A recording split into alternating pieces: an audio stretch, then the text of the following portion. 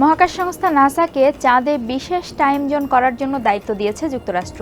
সংস্থাটি চাঁদের জন্য বিশেষ সময়রেখা তৈরি করবে। এর নাম দেওয়া হবে কোঅর্ডিনেটেড লুনার টাইম বা সিএলটি জোন।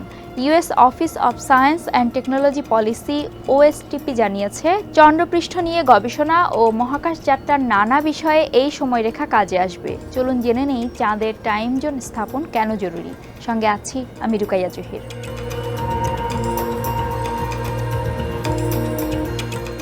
চাঁদে বিভিন্ন মহাকর্ষীয় শক্তির ক্ষেত্র কাজ করার কারণে দিনে সেখানে পৃথিবীর তুলনায় সময় প্রায় 58.7 মাইক্রোসেকেন্ড দ্রুত চলে।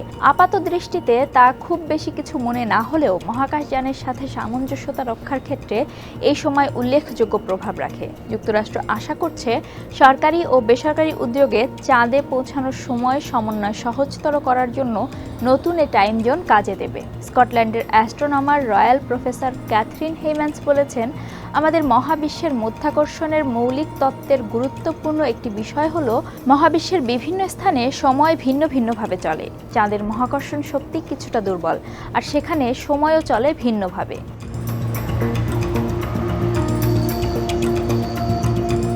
বর্তমানে আমাদের গ্রহের চারপাশে স্থাপিত শত শত পারমাণবিক ঘড়ি পৃথিবীর সময় পরিমাপ করে। পরমাণুর পরিবর্তিত শক্তির অবস্থা পরিমাপ করে ন্যানো সেকেন্ডে সময় রেকর্ড করতেই ব্যবহার করা হয় এই পারমাণবিক ঘড়িগুলো।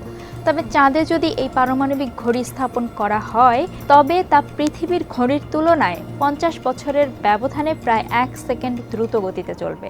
নাসার যোগাযোগ ও নেভিগেশন কর্মকর্তা কেভিন কগিন্স বলেন, চাঁদে স্থাপন করা পারমাণবিক ঘড়ি পৃথিবীর ঘড়ির চেয়ে ভিন্ন গতিতে ঘুরবে। সে কারণে চাঁদ বা মঙ্গলের মতো প্রতিটি মহাজাগতিক বস্তুর নিজস্ব টাইম কিপিং সিস্টেম থাকা যৌক্তিক।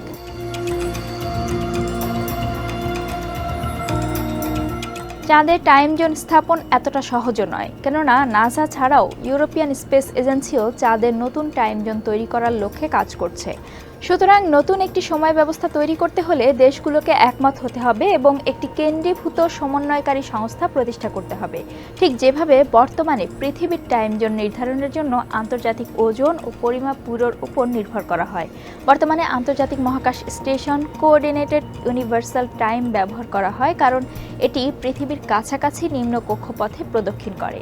আরও একটি বিষয় যা নিয়ে দেশগুলোকে একমত হতে হবে তা হলো নতুন সময়সীমা কোথা থেকে শুরু হবে এবং কোন পর্যন্ত তা প্রসারিত করা হবে।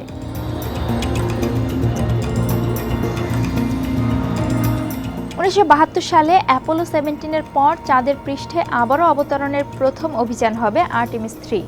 এটি চন্দ্রের দক্ষিণ মেরুতে অবতরণ করবে। চাঁদের এই অংশে সূর্যের আলো কখনো পৌঁছায় না বলে বিজ্ঞানীরা ধারণা করেন। এখানের গর্তগুলোতে রয়েছে পানি ও বরফের বিশাল ভাণ্ডার। এই মিশন পরিচালনার জন্য অত্যন্ত নির্ভুলতার সাথে সময় নিরূপণ করতে হবে, কারণ কয়েক ন্যানোসেকেন্ড তারতম্যের কারণেও নেভিগেশনের সমস্যা হতে পারে, আর এতে মহাকাশযানের ভুল কক্ষপথে প্রবেশের ঝুঁকি থেকে যায়।